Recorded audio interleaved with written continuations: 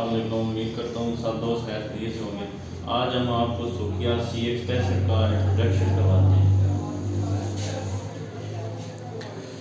ये इसका कीपैड है, ये स्क्रीन है इसकी, ये वर्टिकल स्लो मोशन स्क्रू है, ये हॉरिजॉन्टल स्लो मोशन स्क्रू है। ये यहाँ से ये घूमती है।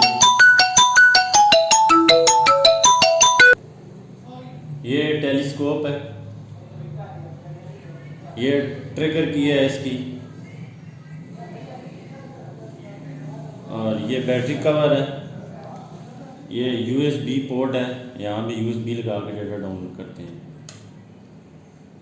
ये इसकी 3 स्क्रू हैं, ये इसका बबल है।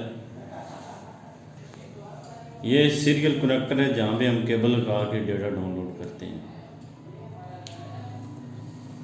ये कंपास सॉल्ट है जहाँ पे हम कंपास लगा के नॉर्थ फाइंड करते हैं।